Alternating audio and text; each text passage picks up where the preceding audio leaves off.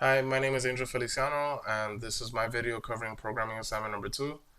Basically, this programming assignment was a lot more familiar to me since this is exactly where C programming left off with the introduction to threads and mutexes and parallel programming. And there were a lot of examples where my older professor used operating systems and how the processes would work side by side. So I found a lot less trouble while doing this assignment than doing the first one.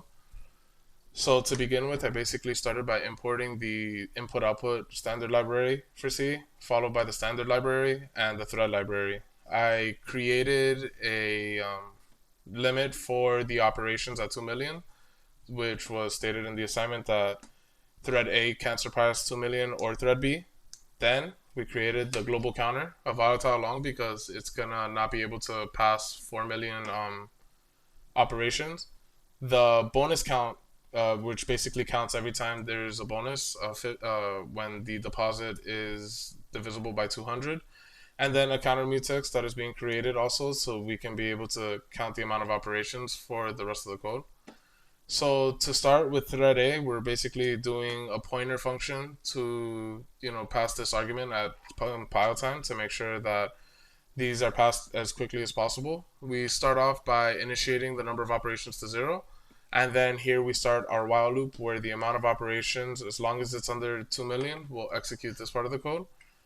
This is the entry section basically initiating the mutex lock, reserving the resources for the counter mutex, and this is going to be the critical section where the counter is going to be increased by 1, starting the while loop and increasing the number of operations accordingly.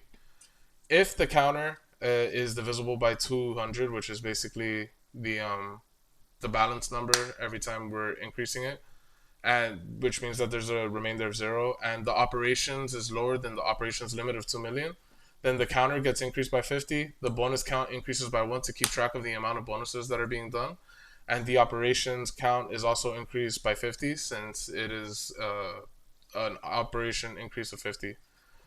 This is the exit section, basically unlocking the mutex, allowing the computer to gain access to the rest of the resources, and then the remainder section where any non-critical operations can get performed at this time, like this print statement, basically just stating what thread A did and the amount of time that it took.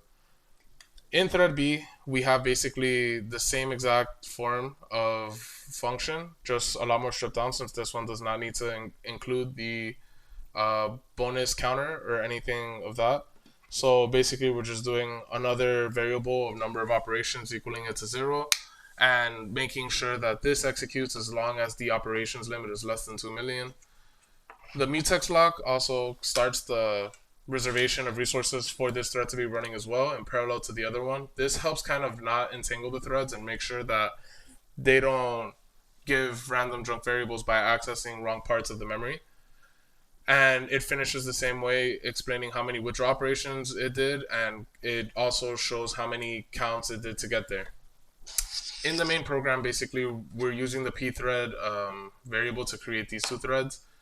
And then, well, we're creating these two threads as variables, and then we're passing them to the pthread function to create basically these threads to run parallel. The parent thread is going to wait for thread A and thread B to finish to join them together. And then the mutex is destroyed as we're going to free up memory as is custom in C. And then the parent thread is going to output the final number for the counter.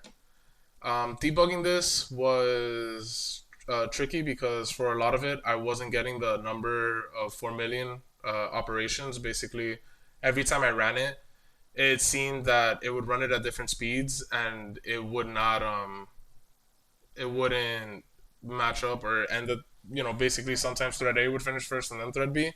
And I found that to be very inconsistent, and the numbers should have been closer to the ones that were recommended for the assignment or as the example output was. I had basically just given my code to ChatGPT to look at it and see why the number of withdrawals wasn't consistent. So the first thing that we did to make it consistent was that I had to add the actual counter variable because before this I basically just had the counter mutex and the bonus count, and adding the global counter variable allowed it to be more consistent. So at runtime, every single time that it ran, it basically added itself to 4 million, matching what the example output was, and that was pretty much my biggest issue with the program and debugging it.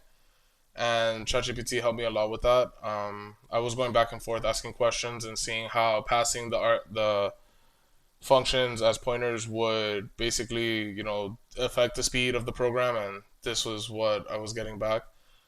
Um, Here, I have a Gantt chart basically showing the timelines of the threads and how they're working. This I also asked ChatGPT for a little bit of help with because creating a Gantt chart elsewhere is pretty tough for me. And here we can see that these are the operations in the main threads, the main ones where the thread starts.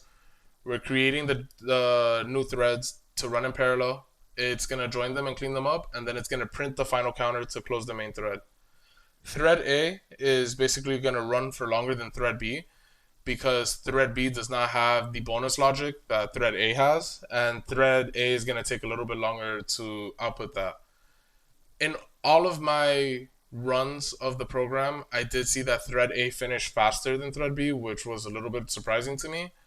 But because of the order of the programs, I can see that the difference was basically it running A first and then starting B, even though they're running in parallel, allowing the print to print thread A and then thread B.